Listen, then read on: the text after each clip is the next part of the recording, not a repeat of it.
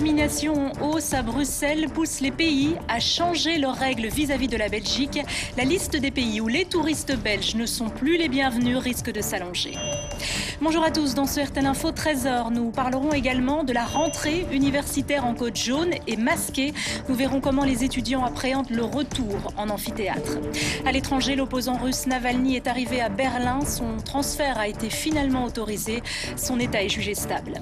La météo cet après-midi, nuages et éclaircies avec un risque d'averse locale. Les maxima sont compris entre 20 et 24 degrés.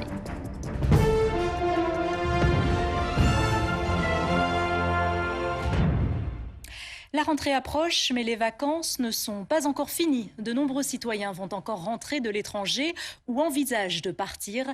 Depuis hier soir, de nouvelles zones ont été placées en rouge par nos autorités. Elles sont donc frappées d'une interdiction de voyage, notamment le département des Bouches-du-Rhône dans le sud de la France et Madrid ou les îles Baléares en Espagne. Mais il y a aussi d'autres destinations où les touristes belges ne sont plus vraiment les bienvenus et la liste risque encore de s'allonger. Claire Carozone, Claire Sadzo et Gaëtan Zanqueta. Au fil des jours, les Belges voient leurs possibilités de voyage se réduire. Nous ne sommes plus les bienvenus au Danemark et en Finlande. Pour ces pays, nous représentons un risque trop important de contamination. D'autres nous accueillent volontiers si nous montrons patte blanche. Si vous avez prévu une semaine à Mykonos ou à la découverte des ruines athéniennes, il faudra prouver que vous n'êtes pas porteur du coronavirus. La Grèce demande un test obligatoire, tout comme Chypre, l'Islande et la Lituanie. Vous avez un certificat médical ici avec l'attestation qui indique que vous avez fait le test et que vous êtes négatif. Vous veillez bien à ce que ce document-là corresponde aux demandes de l'État vers lequel vous vous rendez. Et à partir de là, vous pourrez passer la frontière avec, s'il y a un contrôle, la vérification et l'attestation que vous avez bien effectué ce test. Pour l'Islande et la Lituanie, il y a une condition supplémentaire, une quarantaine obligatoire à votre arrivée. 2 semaines de confinement, c'est aussi ce que demandent une dizaine d'autres pays, la Norvège, le Royaume-Uni, la Suisse. Et puis chez nos voisins les plus proches, la règle est encore plus précise, quarantaine obligatoire seulement si vous venez de la région bruxelloise ou de la province d'Anvers. Les mesures pour Anvers et Bruxelles sont liées au fait que, sur base des chiffres que nous connaissons ici à Anvers à Bruxelles, l'Allemagne a considéré que ces 2 zones du pays devaient faire l'objet de mesures particulières, ce qui n'est pas le cas pour le reste du pays. Les autres pays européens, eux, nous accueillent à bras ouverts. Mais attention, n'oubliez pas que le blocage peut aussi venir de la Belgique. Ainsi, l'Espagne ne nous demande pas de compte, mais le gouvernement belge, lui, interdit de se rendre à Madrid, Barcelone ou encore en Navarre. Même chose pour certains territoires français, roumains, bulgares. Dans tous les cas, lorsque vous préparez votre voyage, vérifiez vos possibilités dans les 2 sens. Et n'oubliez pas que la situation peut toujours changer d'un jour à l'autre. Sachez que l'opérateur de voyage TUI annule tous ses vols en direction des îles Baléares jusqu'au 5 septembre. Conséquence de la décision des affaires étrangères de classer cette région comme zone rouge où il est interdit de se rendre en vacances pour raisons sanitaires. Sur le plan de l'évolution de la maladie en Belgique, les nouvelles contaminations sont en baisse à l'échelle du pays, sauf à Bruxelles et dans le Brabant flamand. Cela donne 509 contaminations en moyenne détectées par jour entre les 12 et 18 août. La moyenne des hospitalisations est d'un peu moins de 30 par jour. Celle des décès est en augmentation. Elle s'élève à 10 par jour. Hier, 314 personnes étaient hospitalisées dans une unité Covid, dont 74 en soins intensifs. Et pour lutter contre la propagation de la maladie, des restrictions sont toujours d'application. En matière de shopping, il faut en principe faire ses courses seul, mais la règle sera un peu assouplie à partir de lundi. Qu'en pensent les citoyens? Reportage à Charleroi de Justine Roldan-Pérez et Gaëtan Zanqueta. Les courses seules et pendant maximum 30 minutes, est-ce que c'est quelque chose que vous avez respecté? Non. Non. Non, pas vraiment. Une règle qui n'a pas vraiment été respectée, surtout lorsqu'il s'agit de shopping. Élodie vient aujourd'hui choisir sa robe de mariée. Impossible pour elle d'envisager d'être sans ses proches pour ce moment important. J'aurais pas pu faire ça toute seule, me donner mon propre avis, non. Je suis vraiment contente que la boutique a accepté. Après, bon, on aurait pu être 10, on ne l'est pas, mais voilà, c'est le principal, je ne suis pas toute seule. Pour les commerçants, difficile également de faire respecter cette mesure. On a fait notre maximum, Mais il est vrai qu'acheter un bijou, quand monsieur vient avec madame, c'est compliqué que monsieur attende devant la porte et donne juste sa carte. Donc voilà, on s'est adapté, on a fait au mieux. Et c'est vrai qu'à partir de ce lundi, avec le changement de la règle, ça apportera quand même plus de facilité pour recevoir les clients dans les meilleures conditions. Même si certains contournent déjà la règle, à partir de lundi, les courses pourront à nouveau se faire à 2 adultes et durant une période non limitée, à 30 minutes. C'est une bonne chose, surtout que de toute façon, si j'ai bien compris, les commerces gardent la main pour pouvoir quand même limiter à une personne par famille dans leur magasin en cas de grande affluence. Je croyais que c'était aujourd'hui, d'ailleurs nous sommes de nouveau à 2. Oui, je crois que c'était déjà en route. Voilà, mais on va vite. Donc, et on a le masque tout le temps. On se sent un peu emprisonné, quoi. Voilà. Donc ça va faire du bien. Ça va faire du bien. Et la bulle de 5 personnes, c'est quand même un peu juste aussi. Hein. Si les règles s'assouplissent un peu à partir de lundi, les magasins restent toutefois libres d'adopter des mesures plus strictes. Nous l'évoquions hier, la rentrée universitaire se fera en code jaune. Concrètement, le port du masque sera notamment obligatoire ainsi que le respect d'une distance d'1 mètre. Quel est le ressenti des étudiants à moins d'1 mois de la rentrée? Olivier Rosenwag et Thomas Decuper. Andrea, 22 ans, Marie, 21 ans et Xavier, 22 ans. 3 étudiants qui n'ont plus mis les pieds en cours depuis plus de 5 mois. Et à la veille d'y retourner, l'appréhension est de mise. Je pense que les manière générale des étudiants ont un peu peur de la rentrée, même si on sait que si on se protège, de manière générale, il n'y aura pas de problème. J'ai beaucoup de gens dans mon entourage qui sont des personnes à risque, donc si je vois que ça peut éventuellement me donner le virus d'y aller, ben, je pense tout simplement que j'irai pas. Pour rassurer les étudiants les plus craintifs, le masque sera obligatoire partout et les universités sont invitées à réduire de 25% la fréquentation sur leur campus avec distance de rigueur à l'intérieur. Donc forcément, les cours qui se passent dans des grands auditoires à plusieurs centaines, bah, j'ai du mal à voir comment est-ce qu'ils vont être donnés en présentiel. Donc à mon avis, ça va être tout via l'enseignement à distance. Un enseignement à distance qui n'a pas laissé que de bons souvenirs. Ça dépend des professeurs. Il y en a qui ont du mal avec les technologies, tout simplement, déjà, qui doivent s'adapter, qui mettent plus de temps à comprendre comment ça fonctionne et comment est-ce qu'ils peuvent, par exemple, évaluer des élèves. C'est vraiment très compliqué pour nous de suivre, de mettre nos cours à jour. Pour les examens aussi, c'est compliqué. À l'exception notable des premières années, l'enseignement à distance sera donc toujours d'actualité. En revanche, le folklore étudiant, lui, reste en suspens. C'est pour ça aussi qu'on vient à l'université, c'est aussi pour sortir un peu. Et si on n'a plus de nos soirées, je me demande comment on va faire pour ajuster vie sociale et études. Les autorités promettent des solutions pratiques pour maintenir autant que possible les festivités étudiantes. Eux ont déjà eu l'occasion de tester les mesures anti-Covid, les jeunes scouts. Pour en parler avec nous dans ce RTL Info Trésor, la présidente de la Fédération des scouts, Christelle Alexandre, bonjour. Bonjour. Alors quel bilan vous tirez de cette saison des camps qui s'achève? Extrêmement positive. Déjà, c'était inespéré qu'on puisse faire les camps, on a pu les faire. 1680 camps uniquement dans notre fédération, donc sans compter tous les autres mouvements de jeunesse, c'était vraiment incroyable. Très peu de camps ont dû fermer, c'est bien cela? Très très peu. Chez nous, 2 camps ont été fermés pour cause de Covid avéré, un animateur et une animée de l'autre côté. Donc à chaque fois, on a dû, suivant les protocoles, fermer les camps pour éviter les risques, mais il n'y a pas eu de propagation du virus à l'intérieur de la section. Les différentes mesures étaient-elles faciles à appliquer? Alors facile, oui, il y avait la bulle de 50. Bon, ça pas évident pour les sections de plus de 50. On les a accompagnés comme on pouvait pour que ça puisse être appliqué. Une bulle hermétique sur le camp. Personne ne rentre, personne ne sort, sauf pour raisons impérieuses, évidemment, faire les courses, aller chez le médecin. Sur place, évidemment, beaucoup d'hygiène demandée, notamment une hygiène du sommeil aussi, demandée pour les animateurs, faire bien attention au sommeil. Et puis évidemment, le plus difficile à mettre en place, c'était cette zone de quarantaine où quelqu'un qui présentait des symptômes devait se rendre en attendant que ses parents viennent le chercher. Ça a été très difficile pour les 140 personnes qui ont dû rentrer chez elles, qui ont été testées négatives et qui n'ont pas pu revenir sur le camp derrière. Alors parlons un peu de la rentrée. Comment va-t-elle se passer pour les activités scouts? Alors la bonne nouvelle, c'est qu'elles ont l'air de pouvoir s'organiser, donc ça on est vraiment soulagé, mais suivant un code couleur, comme les écoles, a priori le même code couleur, vert, jaune, orange, rouge. Donc on est en attente aujourd'hui des 4 protocoles en question qu'on va traduire nous pour toutes les activités scouts qui vont s'étendre sur 2020-2021. Logiquement, on partirait peut-être sur un code jaune, un peu comme une rentrée scolaire. C'est ça, ça veut dire en fait très peu de restrictions, quelques mesures comme il s'applique aujourd'hui dans la société, mais peu de restrictions. Donc a priori, pas aujourd'hui de restrictions sur le nombre de personnes qui pourraient participer aux réunions. À nouveau, on attend les protocoles officiels qui devraient arriver dans la dizaine. Et c'est quelque chose qui vous satisferait comme solution? Qui nous met en joie, on en a besoin là. On a vraiment besoin que les gens puissent retrouver un peu une part de leur vie. Et je crois que le scoutisme, pour ceux qui le vivent au quotidien, c'est vraiment nécessaire que ça puisse revenir. Merci Christelle Alexandre d'avoir répondu à nos questions. Je rappelle que vous êtes la présidente de la Fédération des scouts. Concernant le coronavirus, l'Organisation mondiale de la santé estime que les enfants âgés de 12 ans et plus devraient porter le masque dans les mêmes conditions que les adultes pour lutter contre la maladie. L'OMS espère aussi que la pandémie dure moins longtemps que la grippe espagnole de 1918 qui en 2 ans fit des dizaines de millions de morts. C'est ce qu'a déclaré hier soir son directeur général. Je vous propose de l'écouter.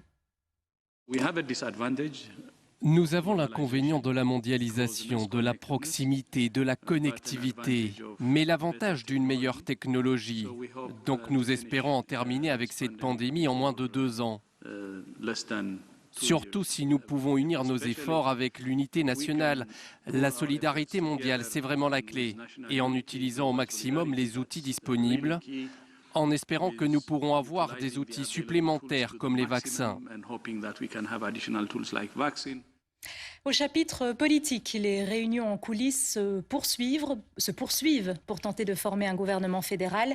Et il reste un peu moins d'1 mois pour aboutir. La confiance donnée à l'exécutif de Sophie Wilmès court jusqu'au 17 septembre. Et après, pour Paul Magnette, en tout cas, ce sera les élections. Explication avec Loïc Parmentier et Recep Ametaj. Il est arrivé masqué, mais Paul Magnette, président du Parti socialiste, a voulu dévoiler l'avenir. Bonjour à toutes et à tous. 13 minutes face caméra et cette déclaration qui n'est pas des plus optimistes. Eh bien, il ne reste pas beaucoup de temps, pour être tout à fait honnête, puisque le 17 septembre, c'est dans moins d'1 mois, le gouvernement doit poser la question de confiance au Parlement. Si d'ici là, il n'y a pas de solution, il n'y aura pas de confiance pour le gouvernement, donc le gouvernement tombera. Comme en mars dernier, le jeudi 17 septembre, Sophie Wilmès, l'actuelle première ministre, montera à la tribune à la Chambre. Elle y fera un discours et demandera aux députés de voter la confiance à son gouvernement. En clair, seront-ils pour ou contre l'équipe en place? Actuellement, son gouvernement représente 38 députés sur 150. Est-ce qu'on ira aux élections? Peut-être.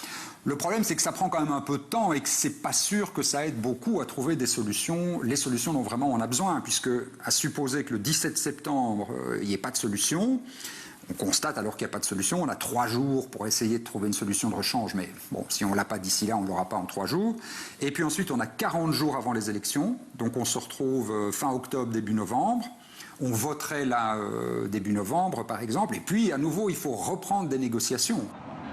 Pour le moment, c'est Egbert Lacarte qui a la main, le président des libéraux flamands, chargé de mission royale.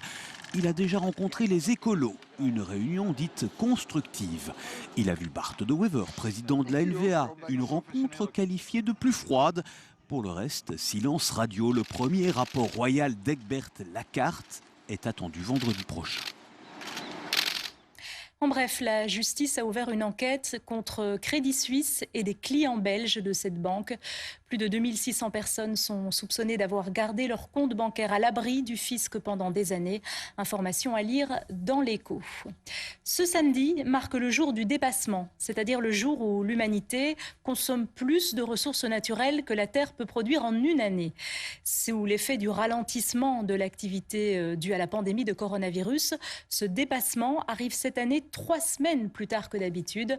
3 semaines d'économie de ressources, est-ce significatif et à quoi cela correspond? Élément de réponse avec Laura Van Lerberg et Emmanuel Talarico. Une surexploitation des forêts plus importante, une surpêche plus conséquente ou encore des émissions de CO2 plus élevées, ce sont des facteurs qui utilisent les ressources naturelles sur la Terre. Et aujourd'hui, notre consommation dépasse ces ressources disponibles. L'année passée, ce jour de dépassement tombait le 29 juillet. Cette année, c'est le 22 août, soit 3 semaines plus tard. La raison, le confinement lié au coronavirus. L'empreinte globale écologique a diminué de 9%. Donc on a effectivement mis des entreprises à l'arrêt, moins d'émissions de CO2. On observe une diminution des émissions de CO2 de 15%, moins de déforestation aussi, moins 8% de déforestation. Et puis il y a eu tous les transports qui ont été mis à l'arrêt, qui ont aussi fait chuter cette empreinte écologique globale. Alors, est-ce significatif? Selon le Fonds mondial pour la nature, l'impact devrait être plus durable pour être positif. D'une part, c'est une conséquence de la crise sanitaire de Covid-19 qui a engendré d'énormes souffrances chez les personnes qui ont perdu un proche ou chez les personnes qui ont perdu leur boulot. Et puis, deuxième mauvaise nouvelle, c'est qu'en fait, c'est encore insuffisant. Le jour du dépassement de la Terre arrive le 22 août. Or, on aurait besoin d'encore beaucoup plus de mesures pour avoir une planète durable et saine pour les individus. Pas suffisant pour faire ralentir le réchauffement climatique, mais le confinement montre bien l'impact écologique sur notre planète. De quoi préparer la Belgique à intégrer le climat au cœur de la relance économique. À l'étranger, l'état de santé de l'opposant russe Alexeï Navalny est stable. Il est arrivé à Berlin ce matin. Les proches de l'homme de 44 ans sont persuadés qu'il a été victime d'un empoisonnement. Ils ont finalement reçu l'autorisation de le transférer vers un hôpital allemand. Emmanuel Dupont. Sous escorte et devant des dizaines de photographes et de caméras, l'ambulance qui transporte Alexeï Navalny arrive ce matin à l'hôpital de la Charité à Berlin, l'un des meilleurs établissements hospitaliers en Europe. L'avion médicalisé s'était posé peu avant 9 h dans le nord-est de la capitale allemande. L'état de santé de l'opposant russe est stable, selon l'organisation non gouvernementale qui a affrété l'appareil. L'épouse de Navalny a exprimé sa reconnaissance sur les réseaux sociaux après avoir publié une photo de son mari à l'embarquement. Les médecins vont tenter de prouver que l'opposant russe a bien été empoisonné comme l'affirment ses proches. Il aura fallu de longues tractations avant que Navalny ait l'autorisation de quitter l'hôpital en Sibérie, où il était soigné depuis jeudi. Les autorités russes voulaient-elles gagner du temps? C'est ce que pense le membre du groupe Pussy Riot, lui-même empoisonné en 2018. Nous sommes sûrs qu'on l'a fait patienter afin que les tests deviennent conformes à son transfert dans un pays étranger. Les examens qui seront effectués là-bas ne pourront donc pas compromettre la version officielle russe. Les médecins russes privilégient l'hypothèse d'un déséquilibre glucidique provoqué par une baisse du taux de sucre dans le sang, tandis que les proches de Navalny accusent le gouvernement de l'avoir empoisonné. L'homme de 44 ans dénonce depuis plus de 10 ans la corruption au sein des entreprises publiques russes et des malversations des politiques. De nombreux adversaires du Kremlin ont été victimes d'empoisonnement ces dernières années, mais le gouvernement a toujours nié sa responsabilité. Aux États-Unis, le gouverneur de Californie demande l'aide de l'Australie et du Canada pour lutter contre les incendies. Près de 560 feux de forêt font rage dans l'État américain. 6 personnes sont mortes et plus de 175 000 ont été contraintes de fuir leur habitation. Encore aux États-Unis, l'actrice Lori Loughlin, célèbre pour son rôle dans la série La Fête à la maison, condamnée à 2 mois de prison et à des travaux d'intérêt général. La comédienne a versé 500 000 $ à un intermédiaire pour garantir l'admission de ses filles à l'Université de Californie du Sud. Dans la même affaire, l'actrice Felicity Huffman avait elle aussi été condamnée à 2 semaines de prison. Retour chez nous, on l'évoquait au début de cette édition, les vacances touchent à leur fin pour de nombreuses personnes. Des vacances qui auront été très positives pour les campings wallons. Le bilan officiel ne sera pas dressé avant vendredi prochain, mais dans les établissements, on enregistre une hausse moyenne de fréquentation de 20%. Exemple dans le camping communal de Rochefort avec Gauthier Falk et Steve Daman. Il n'y avait plus une place. C'était impressionnant. Hélène, employée au camping, n'a jamais vu ça.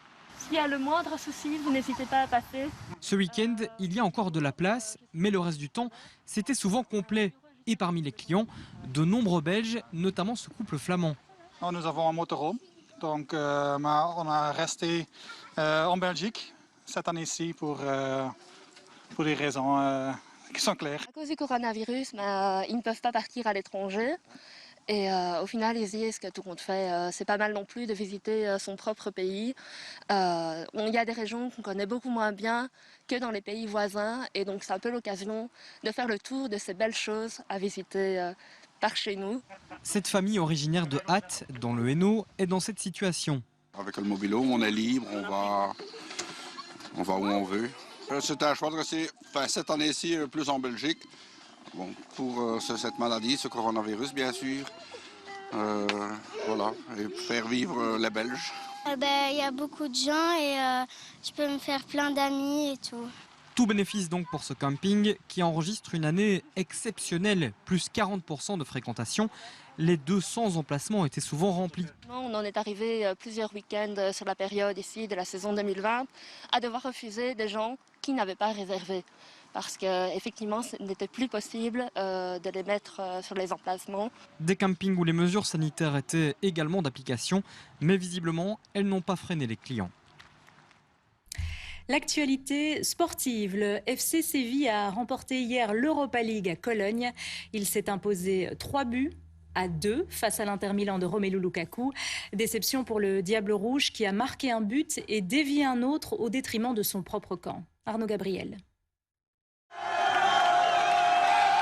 Les joueurs de Séville rentrent à l'hôtel, le sourire aux lèvres, entourés de dizaines de supporters et entre les mains, la prestigieuse coupe. Un trophée convoité que Romelu Lukaku pensait remporter. Le Diable Rouge inscrit le premier but de la rencontre après 5 minutes de jeu et devient le buteur le plus rapide d'une finale de l'Europa League. Il est le premier joueur de l'histoire à marquer lors de 11 matchs consécutifs dans la compétition. Il égale aussi le record de Ronaldo avec 34 buts inscrits cette saison. Mais la soirée chavire, Séville revient. Je veux toujours gagner des trophées avec l'équipe. Si je peux être décisif, c'est bien, mais ce n'est pas le plus important. À la fin, on gagne tous ensemble, comme aujourd'hui. C'est fou. À 2 partout, Séville prend l'avantage avec ce tir dévié par Romelu Lukaku dans son propre but. Le Belge passe du paradis à l'enfer. Très déçu, le Diable ne se présente pas à la remise des médailles. À 2216 km de là, Séville exulte.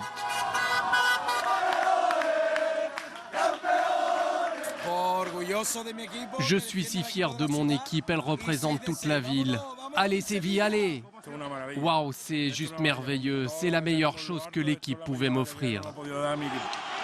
Le FC Séville décroche sa 6e coupe de l'Europa League en 14 ans, 4 ans après son dernier succès, c'était face à Liverpool. Et demain, un autre choc en finale de Ligue des Champions. Paris Saint-Germain, Bayern de Munich. Derniers entraînements pour les équipes avant le match de dimanche soir à Lisbonne au Portugal. Rencontre qui sera à suivre sur RTL TVI.